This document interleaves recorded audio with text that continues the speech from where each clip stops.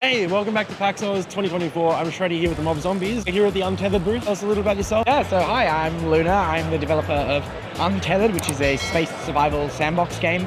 I'm based in Melbourne. The game's sort of about you're stranded in space, you're scavenging wreckage, you build your own space station, you've got to manage systems like electricals and fuel and science, and you expand and you travel across the solar system and exploring wreckage and exploring the universe. Well, we got a chance to watch a little bit of it yesterday. It looks really cool. I want to get a chance to play it there. But how long have you been working on the game? I'm solo and I've been working on it for 2 years now. What was your original idea behind the game? Like, what made you want to make something like this? So I'm a huge fan of space. Everything's space. So inspired by movies like The Martian, Gravity, Apollo 13, all that kind of survival in space is really cool. And I like games like Kerbal Space Program and Subnautica. And so I just was like, I really want a game where I can operate a space station and build my own space station. And so I was like, I'll make it.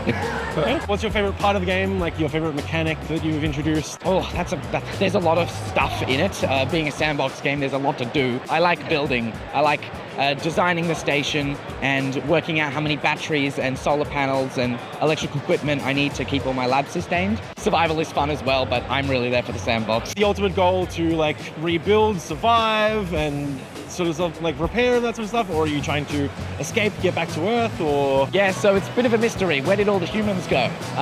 Your first instinct is to go back to Earth, but as the story unravels, there's a bit more to it. In the short term, the goal is to keep yourself alive. So you have to build a space station, build farms, and scavenge wreckage to keep yourself alive in space. For a person brand new to the game, never seen it before, never heard anything about it, what would you want them to know first off? It's a sandbox and there's a lot to do. It's very difficult to show all that in a demo, but this is very short. There's a 45-minute demo on Steam that is also a very short subsection of it. But you build batteries to keep yourself sustained overnight.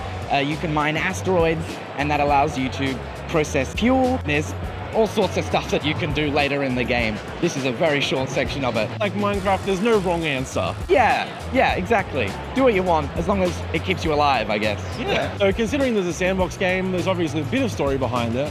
How does that work with the sandbox? Yes, I'm still kind of working this out. It's an interesting question because a lot of different sandbox games approach this differently.